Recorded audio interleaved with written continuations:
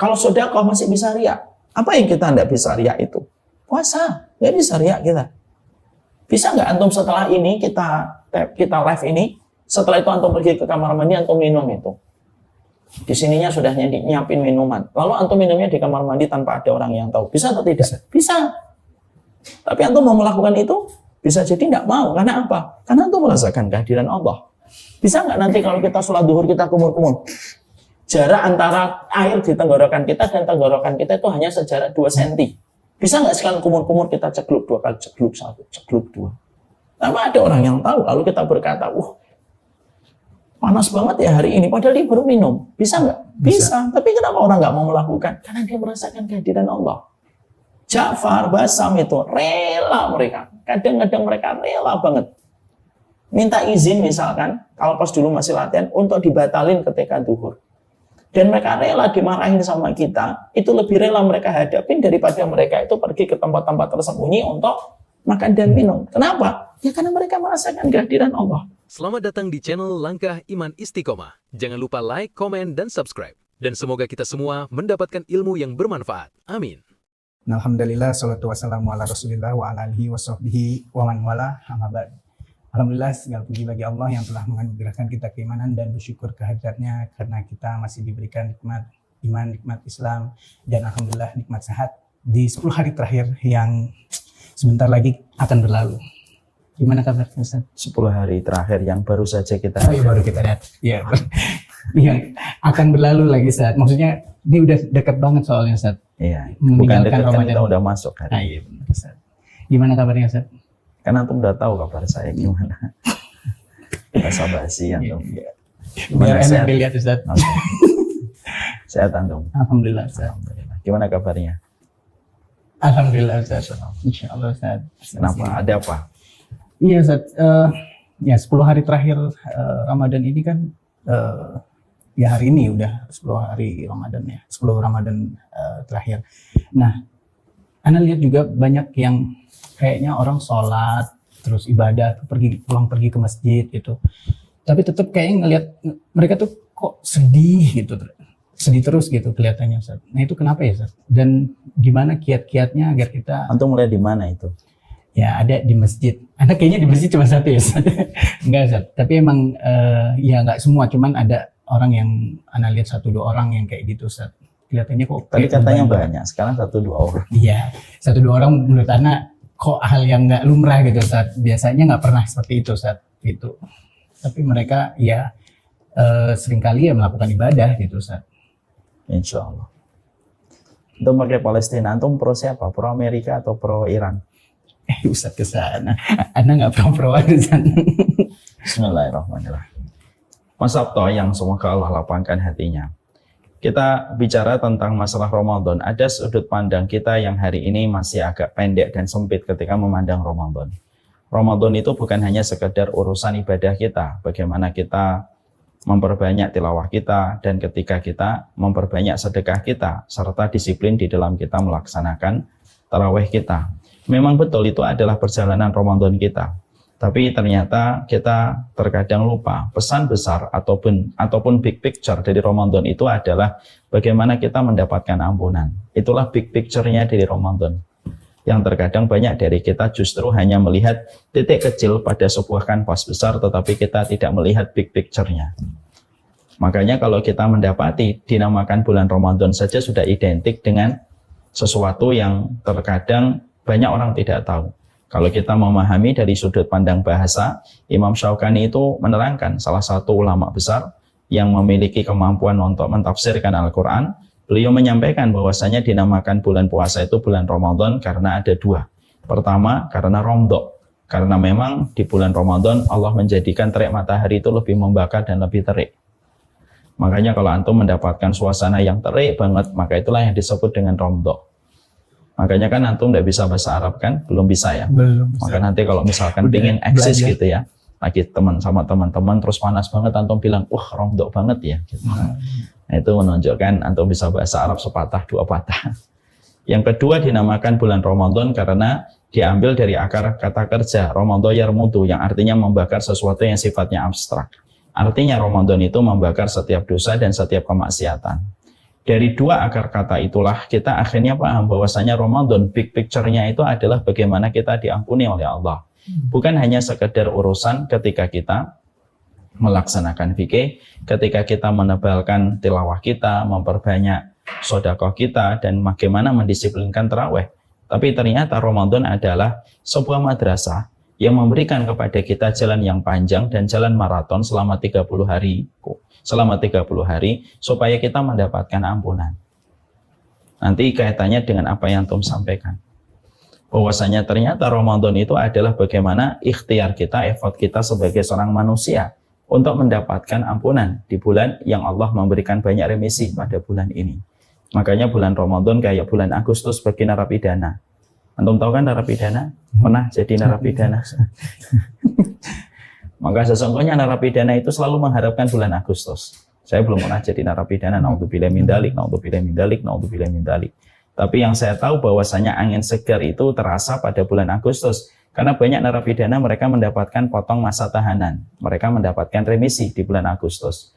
Kenapa? Ya karena keistimewaan bulan Agustus. Bagi negeri kita tercinta sampai begitu istimewanya, privilege-nya, diberikan privilege yaitu adalah bagaimana banyak narapidana mendapatkan remisi ketika di bulan Agustus. Bulan Ramadan itu sama kayak bulan Agustus bagi narapidana. Kita semuanya adalah memiliki ancaman dari api neraka. Karena setiap dari manusia itu memiliki bangkunya di dunia dan memiliki bangkunya di surga. Tergantung amalnya. Kalau dia melakukan amal kesalihan, dia menghancurkan bangkunya di neraka, lalu mendapatkan bangkunya di surga. Tapi kalau seseorang melakukan amalan buruk dengan kejahatannya, dengan kemaksiatannya, tidak mau diatur sama Allah, maka sesungguhnya dia menghancurkan bangunannya dan bangkunya di surga untuk memesan bangkunya di neraka. Makanya orang beriman nanti pada waktu di surga, mereka mewarisi rumah-rumah dan bangku yang ditinggalkan orang kafir ketika mereka lebih memilih bangku di neraka. Kalau kita memahami bahwasanya kita adalah orang yang belum selamat dari ancaman api neraka, maka sesungguhnya ini merupakan bulan yang tepat untuk menjemput ampunan. Makanya akhirnya ini berkaitan dengan banyak hal. Pertanyaan kita, kenapa sih kita harus meminta ampunan, Ustadz, ketika kita di bulan Ramadan ini? Karena saya ingin bahwasanya Ramadan jangan hanya dipandang pada sudut kanvasnya, tapi Ramadan itu dipandang big picture-nya. Bahwasanya Ramadan itu tentang masalah ampunan. Makanya zikir apa yang kita ucapkan kalau kita di bulan Ramadan? Zikirnya apa? Allahumma innaka afuwun tuhibbul afwa fa'fu anni. Masya Allah, tumben antum bisa jawab. Makanya kan zikirnya kita kalau di bulan Ramadan, Allahumma innaka afuwun tuhibbul afwa fa'fu anni. Bukan subhanallah, bukan alhamdulillah, bukan la ilaha illallah. Padahal ketika kita melaksanakan umrah, kita talbiyah, apa ucapan kita kalau umrah? Labbaik Allahumma. Labbaik Allahumma labbaik. Antum nggak usah deg-degan gitu. Kan kita ngobrol. Iya, Labbaik Allahumma labbaik kan. Kenapa kita di bulan Ramadan justru adalah Allahumma innaka afuwun tuhibbul afwa fa'fu anni? Ya karena memang bulan Ramadan adalah bulan remisi yang sangat besar. Sekarang mari kita bedah. Nanti salah satu poinnya berkaitan dengan apa yang Tom sampaikan. Kenapa kita harus menebus kesalahan kita? Terutama ketika kita masih memiliki sisa waktu selama 10 hari. 24 jam kali 10 ada sekitar 240 jam waktu yang kita miliki untuk menebus apa yang kita lakukan pada lembaran kehidupan kita. Karena kehidupan kita kan kita tidak ada yang tahu. Kita tidak bisa menilai orang lain, tapi kita yang paling tahu tentang diri kita kan. Balil insanu ala nafsihi basirah. Walau alqa ma'adirah, setiap manusia itu yang paling tahu tentang dirinya, walaupun terkadang dia bisa mendatangkan udzur dan alibi atas apa yang dia perbuat. Tapi yang paling tahu tentang dosa kita itu ya kita. Yang paling tahu tentang kemaksiatannya Sabto, ya Sabto, saya juga. Maka sesungguhnya itu merupakan perkara besar yang tentunya ini bertepatan dengan momen Ramadan, bahwasanya Ramadan tidak sekedar tarawih, tapi Ramadan itu adalah perjalanan kita menebus kesalahan dan menghapuskan setiap kemaksiatan. Nah, sebelum kita bahas kenapa kita membutuhkan ampunan, nanti kita kaitkan dengan jawaban antum. Antum harus paham dulu. Tahu nggak bedanya antara afuun dengan ghafur? Kan ada ghafar, ada ghafur, ada afuun. Itu kan beda. Kalau antum nanti membaca Al-Quran, di situ ada kata ghafar. Artinya apa sih? Sebanyak apapun dosa yang antum lakukan, maka Allah lebih banyak ampunannya. Antum sering melakukan kesalahan berulang-ulang, maka Allah lebih banyak ampunannya dibandingkan kesalahan kita. Kalau kita sama pasangan kan kadang-kadang belum tentu. Ketika kita melakukan kesalahan, bisa jadi kesalahan itu akan teringat olehnya sepanjang sisa hidupnya. Walaupun mungkin yang melakukan kesalahan sudah betul-betul bertaubat. Tapi Allah itu kan Ghafar. Artinya Ghafar, kalau nanti kita baca di dalam Al-Quran, Ghafar itu artinya sebanyak apapun kesalahan yang dilakukan manusia, ya Allah lebih banyak ampunannya. Antum melakukan 1000 kesalahan, Allah memiliki 1001 ampunan. Itulah yang dinamakan dengan sifat Ghafarnya Allah. Paham di sini? Yang kedua sifat Ghafurnya Allah. Kalau antum sering membaca Ghafur, maka sebesar apapun dosa antum, maka sesungguhnya Allah lebih besar ampunannya. Antum melakukan kesalahan sebesar gunung, maka Allah ampunannya 2 buah gunung. Antum melakukan kesalahan setinggi bukit, maka Allah ampunannya sebesar gunung. Antum melakukan kesalahan bagikan aliran air yang deras, maka ampunan Allah sebagaimana gelombang di atas gelombang. Maka sifat ampunan Allah lebih besar daripada kesalahan manusia, itu Ghafur. Tapi Ghafur dan Ghafar itu akar kata dari maghfirah. Artinya kita diampuni tapi sisanya masih ada, bekasnya itu masih ada. Antum lihat itu di sini, coba lihat pegang sini. Nah itu kan ada jerawat antum yang dulu mungkin antum pernah jerawatan tapi terkadang sembuh tapi sisanya masih ada bekasnya. Saya ada nih satu. Lihat ini kan ada hitam kan satu. Ini bekas jerawat tapi sisanya ada. Tapi sudah sembuh, jerawatnya sudah nggak ada. Maka maghfirah itu kayak gitu. Kalau ada orang diampuni oleh Allah, maka dia diampuni, dimaafkan, tapi bekasnya masih ada. Bekasnya masih ada. Dan bekas dosa itu kan, iyalah, siapa yang tidak khawatir? Bekas dosa itu bisa menjadi aib dan bisa menjadi kehinaan kita. Kan? Tahu nggak Mas Sabto, perkara yang sering membuat saya merinding? Nanti Rasulullah itu berkata, nanti pada waktu hari kiamat dalam riwayat Imam Ahmad, ada orang yang mereka ketika dibuka dosanya oleh Allah di kampung akhiratnya, maka saking banyaknya dosa itu dibuka oleh Allah, karena hari kiamat itu yaumatublas sarair, karena hari kiamat itu kan hari dibukanya semua rahasia. Maka semua dosa ketika dibuka, maka dia itu saking malunya luar biasa. Saking begitu beratnya dia menahan malu, karena malu itu bukan hanya di dunia. Nanti di akhirat itu orang masih bisa malu. Saking beratnya dia menahan rasa malu, di akhirat sampai dia berkata, ya Allah, jebloskanlah aku ke penjara langsung sajalah daripada aku harus menahan malu seberat ini ketika dosanya dibuka oleh Allah. Nah itu yang paling kita khawatirkan. Nah kalau kita mendapatkan ampunan dengan Ghafur, dengan Ghafar, maka jejaknya masih ada. Tapi beda dengan Afuun. Afuun itu yang kita baca pada waktu kita dzikir pagi, pada waktu di bulan Ramadan, Allahumma innaka afuun tuhibbul afwa fa'fu anni, maka itu artinya memaafkan tanpa meninggalkan jejak. Tanpa meninggalkan bekas. Kayak kita mendapati ada jahitan, saking bagusnya jahitannya itu ketika dicabut, nggak meninggalkan bekas. Maka sesungguhnya kalau kita berjalan, ketika di pantai, atau jalan di pantai, apa yang terjadi kalau jalan di pantai? Ada jejak kaki kita. Jejak kakinya hilang atau tidak? Belum hilang, kalau misalkan belum kena air. Kalau udah kena air hilang nggak? Hilang. Nah itu namanya afuun. Jejak kaki yang hilang diterjang oleh air itu namanya afuun. Jejak dosa yang hilang karena gelombang afuun, gelombang maaf, itulah yang disebut dengan afuun. Makanya ketika kita pada waktu di bulan Ramadan, maka yang kita kejar bukan hanya maghfirah, tapi yang kita kejar itu afuun. Afuun itu apa? Ya Allah, ampuni dosa saya tanpa meninggalkan jejak bekas pada kehidupan saya di dunia dan pada kehidupan saya di akhirat. Makanya saya teringat sekali bahwasanya kenapa sih harus kita fokus meminta ampunan? Yang pertama, sesuai dengan apa yang Tom sampaikan. Kadang-kadang kita itu merasakan kegelisahan, kesedihan dalam kehidupan kita gitu. Walaupun notabene mungkin kita sholat, mungkin kita membaca Al-Quran, itu karena biasanya ada dosa-dosa yang belum selesai antara kita dengan Allah. Lah dosa itulah yang menjadikan kita tidak tenang, menjadikan kita gelisah pada kehidupan kita, karena dosa itu menggelisahkan. Maka Rasulullah kan pernah ditanya, dosa itu apa? Apapun yang menggelisahkan dirimu. Makanya kadang-kadang kita itu gelisah disebabkan dosa. Walaupun mungkin kita akan denial untuk mengatakan, enggak kok saya enggak melakukan dosa. Enggak mungkin, karena sesungguhnya Allah sudah menyampaikan lewat lisan Nabi, dosa itu apapun yang menggelisahkan diri kita. Apapun yang menggelisahkan diri kita itulah yang disebut dengan dosa.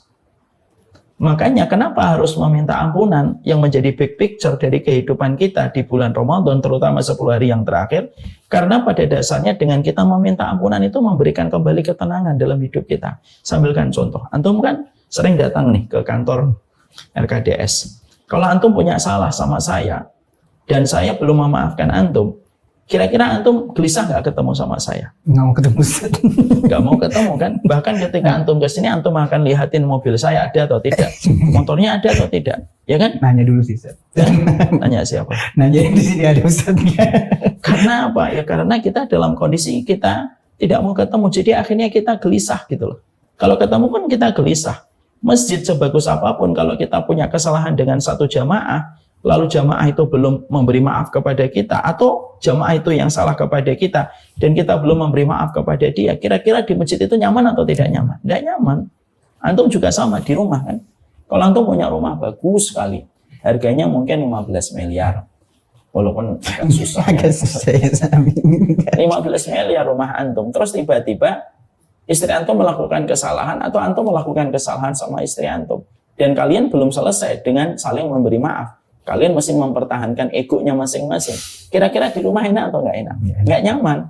Antum berada di depan, maka istri antum akan melipir ke living room. Do you know what I mean? Living room. Kalau nanti antum ke ruang tengah, dia akan pergi ke dapur. Antum kalau ke kamar mandi, maka dia pergi ke kamar pribadi. Kenapa kok tampaknya tidak nyaman? Padahal rumahnya bagus, AC-nya banyak. Semua perabotannya merek-merek terkenal. Bukan karena mereknya, tapi karena ada kesalahan di dalam rumah itu yang belum terselesaikan. Akhirnya membuat nyaman atau tidak nyaman? Nggak nyaman.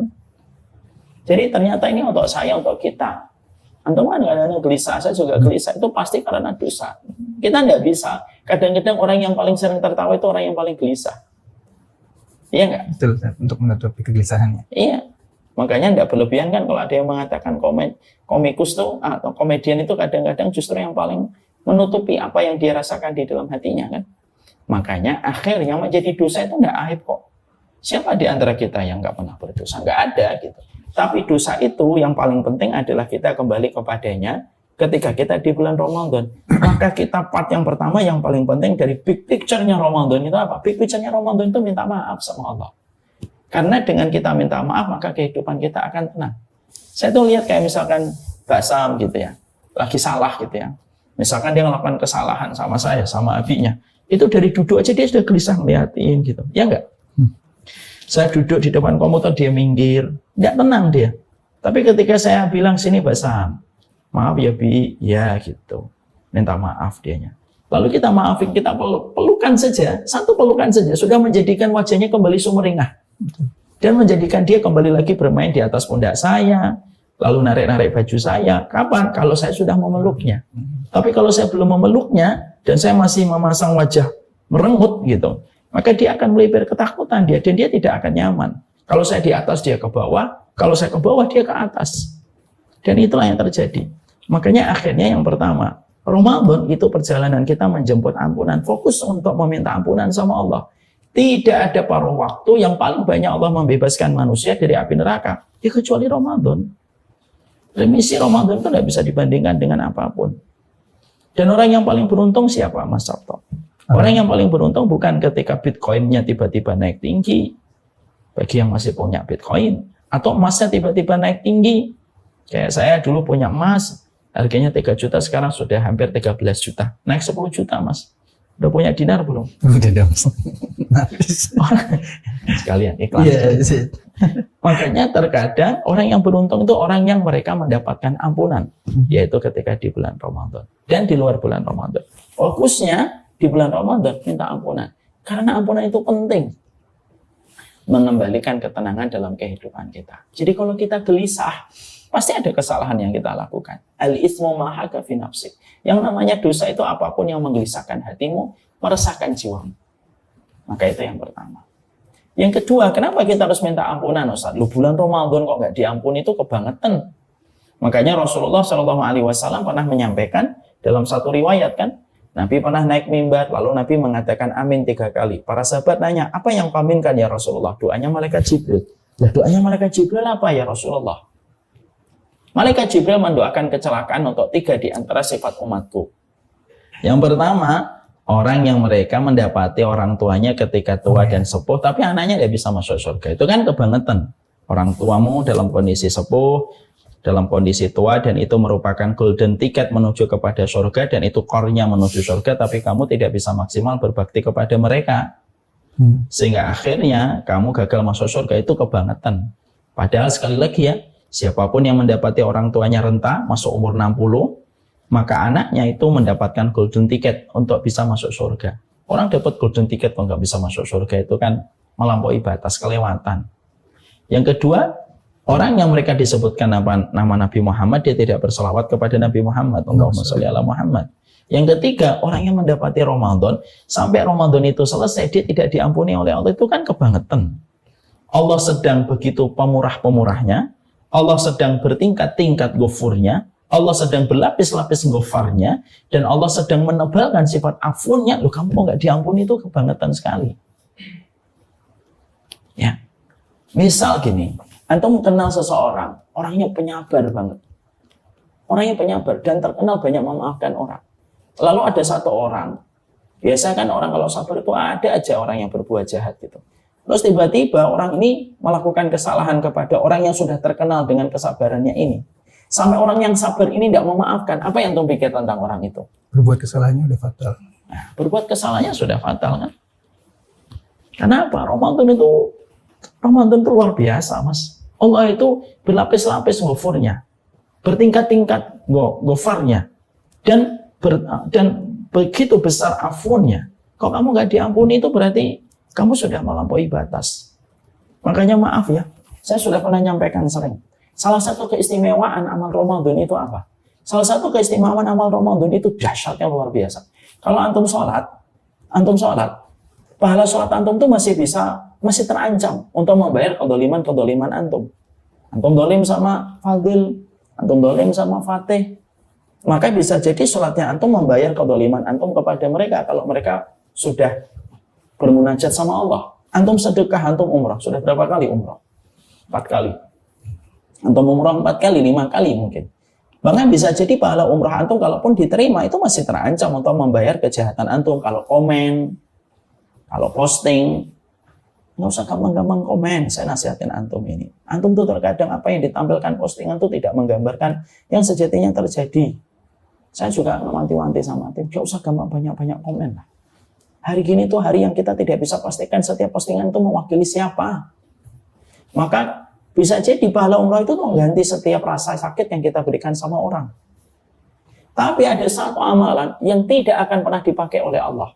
Tidak sama sekali dipakai oleh Allah. Untuk menjadi ancaman, membayar kedoliman. Bahkan ketika nanti sholatmu sudah habis untuk membayar kedoliman, sedekahmu habis, na'udzubillah min dzalik, untuk membayar kejahatan, lalu ibadahmu sudah habis untuk membayar rasa sakit yang dirasakan sama orang, maka yang masih tersisa itu pasti pahala Ramadan, pahala puasa Ramadan. Kenapa pahala puasa Ramadan itu sangat dijaga oleh Allah dan tidak pernah dijadikan cadangan, tidak pernah dijadikan backup untuk membayar kedoliman, saking cintanya Allah sama pahala Ramadan. Kenapa Allah sangat mencintai pahala Ramadan sampai tidak pernah dijadikan ban serep untuk mengganti kedoliman kita? Karena Allah sudah menyampaikan dalam hadis qudsi, wasawmuli wa ana azizi bihi. Puasa itu untukku dan akulah yang menggantinya langsung. Kenapa Allah sangat mencintai Ramadan? Karena orang itu kalau menjalani Ramadan, kalau tidak merasakan kehadiran Allah, tidak mungkin dia bisa menjalani Ramadan. Kalau antum sholat masih bisa riak. Masih bisa riak nggak antum sholat itu? Di masjid. Hati-hati loh, riak dalam masalah sholat itu kadang-kadang tipis. Ada seorang ulama ngingetin kita. Kamu sholat di sop pertama, tiba-tiba kamu sholat di sop terakhir, lalu kamu merasa malu. Itu sudah bagian dari riak. Ya kan? Kalau sedekah masih bisa riak. Apa yang kita tidak bisa riak itu? Puasa. Nggak bisa riak kita. Bisa nggak antum setelah ini, kita live ini, setelah itu antum pergi ke kamar mandi, antum minum itu. Di sininya sudah nyiapin minuman. Lalu antum minumnya di kamar mandi tanpa ada orang yang tahu. Bisa atau tidak? Bisa. Tapi antum mau melakukan itu, bisa jadi tidak mau. Karena apa? Karena antum merasakan kehadiran Allah. Bisa nggak nanti kalau kita sholat duhur, kita kumur-kumur? Jarak antara air di tenggorokan kita dan tenggorokan kita itu hanya sejarak 2 cm. Bisa nggak sekali kumur-kumur kita cegluk 2 kali, cegluk 1, cegluk 2. Tapi ada orang yang tahu, lalu kita berkata, panas banget ya hari ini, padahal dia baru minum. Bisa nggak? Bisa. Tapi kenapa orang nggak mau melakukan? Karena dia merasakan kehadiran Allah. Ja'far, Basam itu rela mereka. Kadang-kadang mereka rela banget. Minta izin misalkan, kalau pas dulu masih latihan, untuk dibatalin ketika duhur. Dan mereka rela dimarahin sama kita, itu lebih rela mereka hadapin daripada mereka itu pergi ke tempat-tempat tersembunyi untuk makan dan minum. Kenapa? Ya karena mereka merasakan kehadiran Allah. Makanya itulah pahala puasa. Indahnya pahala puasa itu terjaga, tidak akan pernah menjadi ban serep untuk mengganti kezaliman. Dan itulah yang paling terakhir, last battle-nya kita untuk memasukkan kita ke surga, itu ya pahala Ramadan. Makanya kalau ada orang yang ketiga, kecelakaan itu siapa? Orang yang diberikan kesempatan Ramadan, kok dia tidak bisa masuk surga? Kok dia sampai tidak diampuni oleh Allah? Itu berarti kamu kebangetan. Makanya maaf ya, kadang-kadang kita jumpai nggak ada orang yang nggak sholat tapi dia puasa. Itu karena hatinya itu masih ada Allah. Jadi masih ada kemungkinan untuk baik. Makanya kalau udah orang nggak sholat, nggak puasa, setan aja istighfar itu kalau kata orang sebelah. Astagfirullah. Gitu. Orang nggak sholat, nggak puasa, karena puasa itu benteng terakhir. Puasa itu benteng terakhir. Dan itu yang kedua. Kenapa kita harus minta ampunan? Ya karena kalau kita tidak minta ampunan, kita menjadi pelakon dan siswa di bulan Ramadan yang akhirnya gagal mendapatkan Ramadan dan akhirnya kita menjadi orang yang celaka. Siapa yang mau celaka di hadapan Allah? Yang ketiga, antum tahu nggak kenapa kita harus fokus minta ampunan? Karena manusia itu dimulai peradaban manusia di atas muka bumi sampai dia meninggal dunia itu dari ampunan menuju ampunan. Jadi ternyata Nabi Adam itu ketika akan diturunkan dari surga, Nabi Adam kan diinterogasi sama Allah. Adam, kenapa kamu makan buah yang aku haramkan? Kenapa kamu makan buah yang aku haramkan? Maka pada saat itu apa jawaban Nabi Adam? Jawaban Nabi Adam, ma dhanantu anna ahadan yahlifu fika kadziban. Ya Allah, saya itu tidak tahu kalau ada seorang hambamu menyebut namamu, bersumpah, tapi dia berdusta dengan atas namamu. Karena yang menggoda Nabi Adam itu iblis. Dan pada saat yang terakhir ketika iblis itu berhasil untuk menggelincirkan Adam, pada saat itu iblis menggunakan sumpah, demi Allah ya, buah ini tuh buah kekekalan. Karena sumpahnya iblis dengan atas nama Allah, maka Nabi Adam itu makan. Jadi Nabi Adam itu berbuat dosa bukan karena syahwat. Paham ya itu? Makanya nanti para ulama bahas orang yang berbuat dosa karena syahwat itu beda dengan orang yang berbuat dosa karena ta'dzim. Itu ta'dzim, nama Allah disebut. Akhirnya dia memakan buah tersebut. Ketika Allah tahu bahwasanya Nabi Adam menyesali dan dia tertipu dengan sumpahnya iblis ketika menggunakan nama Allah. Jadi makhluk yang pertama kali bersumpah dengan nama Allah, lalu dia berdusta dengan sumpahnya itu iblis. Maka sebelum diturunkan, Allah itu memberikan rahmat kepada Nabi Adam. Allah mengajarkan kepada Nabi Adam kalimat, yang kalimat itu menjadikan Nabi Adam diampuni dosa-dosanya oleh Allah. Apa kalimatnya? Kalimatnya adalah ketika Allah menyampaikan Rabbana dzalamna anfusana wa illam taghfir lana wa tarhamna lanakunanna minal khasirin. Itu kalimat diajari langsung oleh Allah. Makanya Allah menyampaikan dalam surat Al-Baqarah 37. Antum buka Quran. Surat Al-Baqarah tahu surat ke berapa? Kedua, satu. Tambah 1.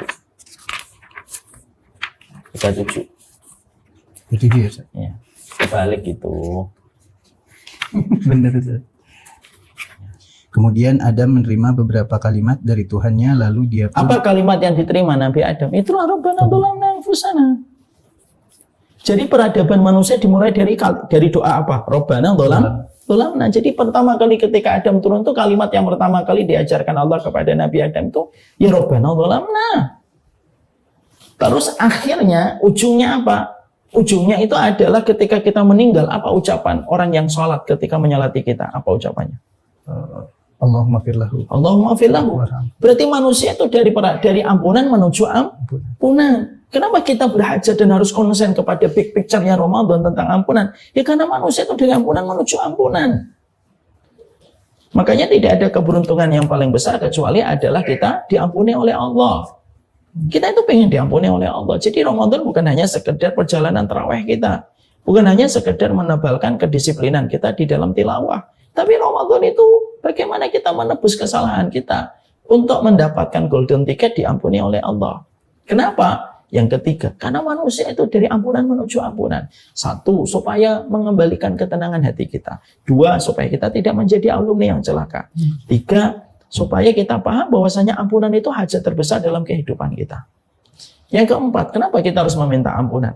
Supaya Kalau dosa kita tidak dimaafkan oleh Allah dan kita tidak butuh dengan ampunan, kita khawatir nanti musibah itu datang dalam kehidupan kita bertubi-tubi. Ya kan? Makanya Allah menyampaikan kepada kita, wa ma asabakum min musibatin fabima kasabat aydikum, surat Asy-Syura 30. Udah ada musibah yang menimpa kepada dirimu ya karena musibah itu dari apa yang pernah kamu lakukan kan? Apa yang kamu kerjakan? Ada satu kisah, Muhammad bin Sirin pernah dulu 40 tahun itu dia ketika 40 tahun, maka sesungguhnya Muhammad bin Sirin itu ketika 40 tahun yang lalu dia pernah menyebut orang, hei orang yang punya hutang. Gara-gara ucapan itu 40 tahun berikutnya Muhammad bin Sirin punya utang dan akhirnya dijebloskan ke penjara gara-gara tidak bisa membayar utang. Dosa itu magnet terbesar mengundang musibah di masa mendatang. Pasti itu, fix dan confirm. Kalau kita tidak segera minta maaf. Tidak segera minta maaf, itu mengundang berbagai macam kesulitan dalam kehidupan kita. Ada peristiwa yang cukup viral di Indonesia. Ada seseorang, dia akhirnya dulunya dipuja karena dia mengungkapkan dosa orang lain, tapi akhirnya dia pun akhirnya dihujat pulang ketika dia melakukan sebuah perkara. Lalu dia berkata pada waktu peristiwa itu, saya dulu membuka aibnya orang dan hari ini pun saya menjadi hujatan banyak orang. Artinya itulah manusia. Hati-hati ya mas kalau sudah menghujat orang. Jangan menghujat orang walaupun orang itu terpeleset dalam dosa. Karena bisa jadi kita akan diuji dengan dosa yang sama dan belum tentu kita selamat. Karena kita paham algoritma takdir itu berjalan. Terkadang kesulitan, musibah itu terkadang datang karena apa yang pernah kita perbuat dari kesalahan kita. Ya kalaupun salah minta maaf lah sama Allah. Minta maaf sama Allah. Supaya apa? Membentuk kehidupan masa depan yang lebih baik. Membentuk kehidupan masa depan yang lebih baik. Dan itulah yang menjadi concern kita. Kenapa saya harus bertaubat Ustaz? Kenapa saya harus mengucapkan Allahumma innaka afun tuhibbul afwa fa'fu anni pada waktu ketika di bulan Ramadan secara maksimal gitu. Ya karena kita khawatir musibah-musibah di masa mendatang itu karena akibat dosa yang kita tidak pernah mengajukan permintaan maaf sama Allah. Itu yang keempat. Yang kelima, kenapa kita harus meminta ampunan Ustaz? Kita harus meminta ampunan kepada Allah Subhanahu wa taala karena sesungguhnya kita khawatir kalau dosa ini tidak segera dimaafkan kalau kita sama-sama sebagai seorang bapak, apa yang terjadi? Dosa ini bisa mewariskan kepada anak kita. Makanya ketika Allah menyampaikan surat Al-Ahqaf 15, ada salah satu doa yang indah betul. Coba antum baca surat Al-Ahqaf ayat 15. Surat ke-46. Ya Tuhanku, berilah aku petunjuk agar aku dapat mensyukuri nikmat-Mu yang telah Engkau limpahkan kepadaku dan kepada kedua orang tuaku, dan agar aku dapat berbuat kebajikan yang Engkau ridhoi. Dan berilah aku kebaikan yang akan mengalir sampai kepada anak cucuku. Dan berilah kebaikan kepada anak cucuku. Kepada anak cucuku. Terus apa kalimat setelahnya? Sungguh aku bertobat kepada Kenapa Engkau. ada kata sungguh aku bertobat? Setelah kita meminta doa untuk anak kita. Berilah kebaikan kepadaku dan anak cucuku. Berilah kebaikan kepada Sabto dan Rakila. Kan gitu. Tapi apa kalimat setelahnya yang Allah sampaikan? Sungguh aku bertobat. Berarti Allah itu mendeliver message untuk Sabto, untuk Umar Mita, untuk Fadil yang sudah punya anak, kita semuanya. Ya kalau kamu minta kebaikan yang akan ditetapkan dan diberikan kepada anakmu, syarat pertamanya apa? Tobat. Tobat dulu. Allah tidak menyebutkan sholat, puasa, sedekah. Waslih fi dzurriyyati ini tubutu ilaika. Ya saya tobat ya Allah. Karena ternyata yang kita harus mengerti di dalam dunia medis, ternyata kebiasaan orang tua itu meninggalkan jejak DNA yang akan terbawa sampai anaknya. Contoh, antum misalkan Rakila, apa yang paling mirip Rakila dari antum? Dulu anak cengeng banget Ustaz. Tapi ya ke makanan. Oh, makanan. Oh, makanan dia sukanya yang asin Ustaz. Asin sama kayak antum. Sama kan? Saya misalkan sukanya kerupuk kan. Yang saya harus ubah kebiasaan ini.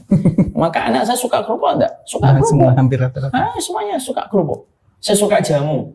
Ya kan? Setiap pagi hampir manggil jamu. Anak-anak itu suka semuanya jamu. Itu namanya jejak DNA. Paham ini? Ya. Terus kalau kebiasaan minum jamu, kebiasaan makan kerupuk saja, itu bekas sama kehidupan anak-anak saya. Mungkin nggak maksiat itu tidak membekas? Ya mungkin lah. Karena maksiat itu dilakukan dengan seluruh syaraf itu merasakan nikmatnya dari kemaksiatan itu kan. Makanya akhirnya yang kelima, kenapa kita harus segera meminta ampunan sama Allah? Kamu itu bapak, kamu ibu. Sabto bapak, istrinya juga ibu. Saya bapak, istri saya adalah ibu. Dan kita harus minta maaf. Karena kalimat pertama yang Allah wasiatkan kepada kita, tepat ketika kita berdoa, ya Allah perbaikilah dan berikanlah kesolehan dan kebaikan kepadaku dan mengalir kepada anak cucuku. Pertama kali kalimatnya apa? Ini betul-betul ilaika. Saya tobat ya Allah. Saya tobat ya Allah. Itu menunjukkan kepada kita bahwasanya ampunan itu tidak main-main. Ampunan itu tidak main-main. Maka yang kelima, kenapa kita harus tobat? Kita ini orang tua. Ini kita orang tua. Berapa banyak anak perempuan dizinai? Ya kira-kira bapaknya berzina. Yang dia tidak segera bertobat dari zinanya. Berapa banyak anak itu susah sholat? Gara-gara bapaknya makan uang korupsi. Ya kan? Karena itu pasti ninggalin jejak dalam ini. Makanya akhirnya big picture-nya Ramadan itu ampunan. Yang keenam, kenapa kita harus minta ampunan yang keenam? Yang keenam, kenapa kita harus fokus minta ampunan? Karena sesungguhnya pertolongan Allah yang paling besar itu apa? Pertolongan Allah yang paling besar itu rahmat. Kita dikasihani oleh Allah. Kalau kita dikasihani oleh Allah Subhanahu wa taala, itulah yang memasukkan kita ke surga itu karena kita dikasihani oleh Allah. Tapi mungkin nggak kita dirahmati oleh Allah kalau kita nggak dimaafkan dulu? Ya harus dimaafkan. Saya maafin kamu, saya baru kasihani kamu. Makanya kita mengharapkan rahmat. Dan Nabi mengajarkan kepada kita, rahmataka arju fala takilni ila nafsi tarfata ainin.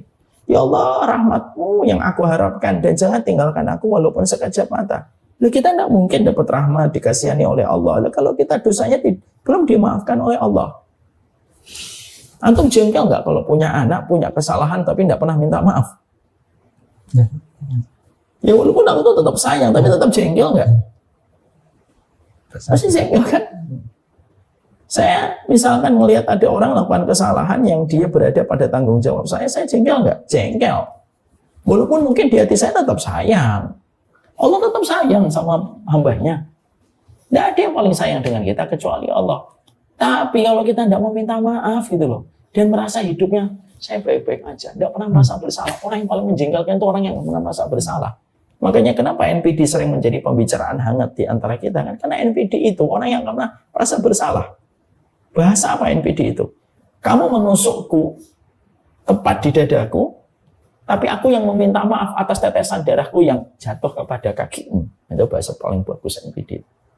Kamu menusuk dadaku, tapi aku yang minta maaf atas tetesan darahku yang menetes pada kakimu. Padahal kamu menusuk aku. Itu kan orang NPD kan? NPD apa? Nggak pernah merasa bersalah. Jadi orang kalau mereka itu tidak pernah meminta maaf sama Allah itu, secara bahasa psikologi dia itu NPD di hadapan Allah. Hidupnya masih melenggang. NPD nih orangnya, nggak pernah merasa bersalah. Bahkan kadang-kadang tega menyalahkan Allah. Gimana sih ya Allah gini? Padahal itu juga karena dosanya dia. Dia mendapatkan musibah karena dosanya, tapi dia nyalahin Allah. Super NPD ya itu. Ya kan? Narcissistic personality disorder. Dan itu parah. Yang keenam, itulah yang menjadikan kita. Kenapa saya harus minta maaf, Ustaz? Ya karena kita pada dasarnya itu kalau kita mendapati diri kita bisa mengilustrasikan. Kayak kita ingin mendapatkan belas kasihan itu kan harus diampuni dulu oleh Allah. Maka sesungguhnya itu yang keenam. Yang ketujuh, kenapa kita harus meminta maaf sama Allah setiap waktunya dan setiap saatnya? Ya karena pada dasarnya kalau kebutuhan kita banyak, tetapi waktu kita sangat singkat, maka fokus minta ampunan. Maka Allah yang perbaiki sisanya. Misal nih, seorang istri permintaannya banyak dalam hatinya ya. Dia pengen diajak keluar, dibelikan makanan, diberikan perhatian, diberikan kehangatan. Tapi qadarullah dia salah dan dia belum meminta maaf sama suaminya. Kalau dia ngomong semuanya ada 10 list yang harus dia sampaikan kepada suaminya, mungkin kan dia tensin. Tapi seorang istri ketika mengatakan, maaf ya mas, kemarin saya salah. Setelah itu kira-kira suaminya apa? Beliin makanan enggak? Beliin makanan. Memberi kembali kehangatan. Ngajak dia keluar. Kenapa? Hatinya sudah luruh. Makanya kata bagus dari Hasan Al-Basri, kalau waktumu itu singkat, tapi permintaanmu banyak, maka yang kamu lakukan cukuplah kamu minta maaf sama Allah, maka sisanya disempurnakan oleh Allah. Dan itu yang kita harus mengerti. Maka inilah perkara yang menjadikan kita harus paham. Big picture-nya Ramadan itu tentang permintaan maaf. Kita ini tentang permintaan maaf. Makanya akhirnya kita pengen sekali pada kesempatan nanti 10 hari ke depan gitu, kita pengen sekali membahas gimana sih caranya minta maaf sama Allah, terutama di momen Ramadan ini. Karena saya khawatir bahwasanya Ramadan itu hanya memikirkan sudut pandang fikih ibadah doang. Tarawihnya, tilawahnya, itikafnya, ya itu penting. Itu penting sekali, urgen sekali. Tapi bagaimanapun sepenting-pentingnya itu, ada sebuah gambaran besar dari Ramadan itu. Gambaran besar dari Ramadan itu apa? Gambaran besar dari Ramadan itu adalah kita dimaafin sama Allah. Nah, caranya kita minta maaf sama Allah selain mengucapkan Allahumma innaka afuwun itu apa? Apa yang harus kita lakukan? Antum kalau minta maaf sama saya, apa yang antum lakukan? Antum harus tahu kan, orang kalau salah itu kan kalau dia betul-betul mempelajari itu, dia harus tahu dirinya salah. Dia harus mencari tahu. Dia harus mencari tahu dirinya salah. Dia harus sadar dirinya salah. Ya kan? Dia harus tahu apa yang harus diperbaiki. Kan begitu? Setidaknya 3 tahapan ini kita kerjakan. Kita harus tahu diri kita bersalah. Kita harus nyari tahu kesalahan kita di mana. Dan kita harus berusaha bagaimana kita menepis kesalahan itu dan menghapuskan kesalahan itu, kekurangan kita. Sama. Kita pengen sekali. Momen Ramadan Special Edition ini adalah kita akan membahas apa yang harus kita lakukan supaya kita menjadi hamba yang diampuni oleh Allah selepas Ramadan. Tidak mulu-mulu kok Ramadan itu. Diampuni aja dosa-dosa kita oleh Allah. Maka sudah cukup untuk membayar dari semua rahmatnya Allah yang Allah janjikan untuk kita. Dan ini berkaitan dengan apa yang tadi tanyakan. Kenapa sih kadang kita gelisah, walaupun kita sholat, tilawah, ya karena ada dosa yang kita kerjakan. Dan dosa itu diulang-ulang terus setiap waktunya. Kita ini pelaku dosa yang setia. Ya, makanya akhirnya tidak ada yang Allah berikan kepada kita kecuali adalah Allah sempurna di dalam memberi maaf. Itulah kenapa kadang-kadang Allah memberikan ujian. Kenapa Allah terkadang memberikan sakit kepada orang? Karena kadang-kadang orang itu kalau nggak diberikan sakit, malah justru ketika dia tidak diberikan sakit, tidak diberikan ujian, malah kadang dia tidak pernah meminta ampunan kepada Allah. Makanya saya ingat perkataan ibu mendiang ibu saya yang tercinta. Tentu kan belum pernah ketemu ibu saya. Ibu saya pernah saya tanya, ibu, kenapa ya? Ibu ini kan orangnya baik, soleh gitu, solihah gitu, bapak juga. Tapi kenapa kok ujiannya berat dengan 2 anak cerebral palsy? Maka pada saat itu, ibu mengatakan, kadang-kadang istighfar kita belum tentu khusyuk. Kadang-kadang tobat kita belum tentu nasuha. Tapi kalau kamu diberikan ujian, walaupun kamu belum khusyuk ketika istighfar, belum tentu sungguh-sungguh dalam taubat, tapi kalau kamu terima, ridho, nerimo sama apa yang Allah berikan pada ujian itu, ya Allah akan menghapuskan dosa-dosa. Saking pentingnya dosa, Allah memberikan takdir pun supaya menghapuskan dosa. Allah menancapkan duri pun di kakinya Sabto pun karena supaya teringat dosanya. Allah memberikan orang yang mencela Sabto, orang yang mencela saya. Ada nggak banyak orang yang mencela saya? Banyak Sabto, orang yang nggak pernah ketemu saya, nggak pernah bermuamalah sama saya, bencinya kepada saya mungkin melebihi bencinya dia sama orang kafir. Bahkan ketika ketemu pun bermuka masam. Saya kadang-kadang heran sama orang ketemu itu bermuka masam gitu. Tapi kenapa Allah hadirkan semacam itu? Ya supaya kita tetap setiap rasa sakit, gelisah, gundah gulana itu ketika kita terima dengan rimo, kita terima dengan lapang hati, nerimo dari Allah, itulah yang menggugurkan dosa kita. Makanya akhirnya bulan Ramadan, terutama 10 hari yang terakhir ini momen spesial yang luar biasa. Momen spesialnya apa? Ini bulan tentang remisi, ini bulan tentang ampunan. Kita bahas 7 aja. Belum lagi nanti bahwasanya ketika kita bertobat mengganti hitamnya lembaran-lembaran yang pernah antum lakukan, mengganti lembaran-lembaran putih dan pahala. Antum pernah ngelihat mesin daur ulang? Daur ulang? Ya. Itu kan mengubah sampah menjadi apa? Menjadi komoditi. Ya. Kalau ada mesin yang mampu mengubah sampah menjadi komoditi yang bisa dijual kembali, itu baru mesin. Taubat itu super duper mesin yang mengubah catatan dosa menjadi catatan kebaikan. Makanya Allah sampaikan dalam surat Al-Furqan 70, illa man taba wa amana wa amila salihan faulaika yubaddilullah sayyi'atihim hasanat. Kecuali orang yang bertobat, dia beriman, beramal salih, maka seluruh dosanya akan diganti menjadi kebaikan. Antum bisa bayangin nggak, ada orang zina, dia bertobat, dosa zinanya jadi pahala. Yang asalnya hitam, sehitam-hitamnya, lalu berubah menjadi pahala. Ada orang, dia melakukan kejahatan minum khamr. Tiap malam dia pakai minum khamr, pakai narkoba. Tapi ketika bertobat, seluruh catatan dosanya ketika minum khamr, pakai narkoba, diubah oleh Allah dari lembaran hitam menjadi lembaran putih. Itu tidak bisa kecuali kalau kita diampuni oleh Allah. Ada di dalam surat Al-Furqan ayat 70. Inilah 8 hal. 1, kenapa sih kita harus minta maaf? 1, karena dosa menggelisahkan. 2, kalau kita nggak diampuni oleh Allah, kita itu menjadi alumni yang celaka. 3, manusia itu dari ampunan ke ampunan. 4, karena supaya kita mendapatkan rahmat. Yang kelima, supaya tidak mendatangkan musibah. Yang keenam, supaya anak kita tidak terwarisi oleh dosa-dosa kita. Yang ketujuh, kalau waktu kita terbatas, permintaannya banyak, tapi waktu kita terbatas gitu, fokuslah minta diampuni. Karena semakin yang diampuni, diurus sisanya oleh Allah. Dan yang kedelapan, kita ketika diampuni super duper, seluruh catatan kemaksiatan akan berubah menjadi sebuah kebaikan. Masya Allah. Manusia itu paling basic apa? Manusia itu paling basic harus sadar dia adalah pendosa. Munajatnya para pendosa itu 1. Munajatnya para pendosa itu adalah diampuni dosa-dosanya oleh Allah. Oleh karenanya, inilah yang akan menjadi pembahasan kita. Apa sih perkara yang akan menjadikan kita diampuni kan?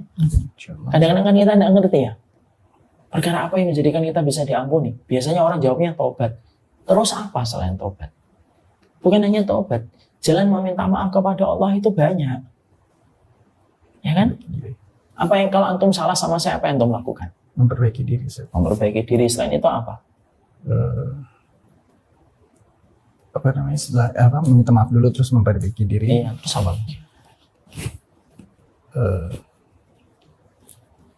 Berbuat yang lebih baik, Ustaz. Itu kan standar, itu normatif. Bisa jadi apa? Bisa jadi membelikan saya makanan yang saya suka. Ya kan? Tapi harus ada jenjangnya dulu, Ustaz ya. Kenapa? Minta maaf dulu, memperbaiki diri. Iya, itu kan yang normatifnya. Tapi kan ada hal-hal yang lain yang antum kerjain kan? Ya. Misalkan ketika saya datang ke kantor antum sudah ada. Ketika saya makan, antum belikan yang enak, yang sesuai. Kan itu hal yang wajar kita lakukan kan? Saya misalkan salah sama istri saya, ya selain memperbaiki apa yang kita lakukan, yang mencoba untuk membelikan yang dia suka, favoritnya apa, sama lah. Ternyata ada banyak jalan untuk meminta maaf. Nah, ternyata itu yang selama ini belum kita paham. Yang paling penting, big picture-nya Ramadan adalah perjalanan kita minta maaf sama Allah. Nah, nanti kita bahas apa sih perkara-perkara yang menjadikan kita bisa dimaafkan oleh Allah. Masya Allah. Alhamdulillah, jazakallah khair. Ini Ustaz, hari pertama tapi udah kayaknya membuka cakrawala kita untuk cakrawala itu apa? Bicara. Insya Allah. Saya lebih ke Indonesia, Ustaz. Jadi apa namanya? Insya Allah bermanfaat buat yang menyaksikan dan Insya Allah. Apa sih Mas? Kenapa harus minta maaf? Kenapa kita harus sebutin 4 aja? Agar diampuni sama Allah. Iya, kenapa kita minta supaya diampuni oleh Allah? Agar kita bisa memperbaiki kehidupan kita, terus agar anak kita tidak terimbas dari dosa-dosa kita. Ketiga. Terus tadi harusnya besok ada bawa catatan yang saya. Yang ketiga apa? Yang ketiga agar dapat rahmatnya Allah. Terus yang keempat. Coba nih ya. Tobat. Yang keempat apa? Yang keempat apa? Ayo. Antum. Yang keempat apa? Yang keempat, padahal ada 8 ya Ustaz? Ada 8. Saya sudah nyebutin. Ya, yang menghapus jejak-jejak dosa. Jadi Bukan menghapus. nggak hanya diberikan maaf tapi dihapus bekas-bekasnya. Itu sifat afwon. Ya. Supaya catatan dosanya menjadi catatan Kebaikan. Oh iya, yang terakhir. Besok memang harus bawa pulpen antum. Iya, kayaknya. Catatnya di sini ya, jangan di buku. Hilangnya susah. Barakallahu fikum. Insyaallah. Masya Allah, semoga bisa kita amalkan. Dan ini jadi ingat juga kita bawa catatan karena emang ya harus nulis Ustaz. Kalau saya tipikalnya emang harus kayak gitu Ustaz, biar bisa dibaca lagi. Iya. Ya, insya Allah Ustaz. Itu aja. Sekaligus pula saya menyampaikan bagi yang ingin untuk mengikuti kajian kita selanjutnya, jangan lupa untuk mendaftar karena memang kita sediakan link dan ini free. Silakan untuk mengikuti. Silakan mendaftar di nomor ini 085775150057. Sekaligus pula nanti kita juga mengingatkan kita ada umroh di bulan Juni dan di bulan Juli, umroh bersama dengan Buah Hati. Masya Allah. Saya insya Allah bersama dengan Kak Dimas karena kemarin alhamdulillah berhasil sekali. Ya, anak-anaknya senang sekali dan baru kali ini ada umroh seceria itu anak-anak mengikuti setiap perjalanan umrohnya. Dan ada juga umroh akbar, umroh reguler. Umroh reguler itu insya Allah di bulan November bersama dengan Ustadz Rifki Jabar.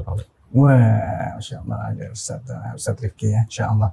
Itu di bulan November ya Ustadz, nanti itu bisa hubungin Tabasam Trip. Ini boleh sih sekalian ya Ustadz ya. Dan juga bagi yang pengen mendapatkan dinar dan emas. Oh iya, Bumpuk nih katanya lagi turun dikit katanya. Turun dikit, tapi insya Allah kemarin saya habis ngisi di Antam, katanya akan naik lagi, insya Allah. Masya Allah. Siapa lagi? Samila Store. Terus jangan lupa juga ini buku-buku Ustadz ya, insya Allah ada juga di Syamila Store, bisa hubungi Syamila Store. Nah, merchandise juga banyak di sana Ustadz. Itu aja. Di sana, insya Allah. Di Syamila Store. Itu aja. Mari kita tutup dengan baca hamdalah. Mari kita sambit. Bukan. Kita tutup dengan baca hamdalah. Alhamdulillah rabbil alamin dan doa kafaratul majelis. Subhanakallahumma bihamdika asyhadu an la ilaha illa anta astaghfiruka wa atubu ilaik. Antum ada pantun? Enggak, Ustaz. Kenapa? Saya naiknya Garuda. Ya Allah, Ustaz. Itu aja. Assalamualaikum warahmatullahi wabarakatuh. Waalaikumsalam.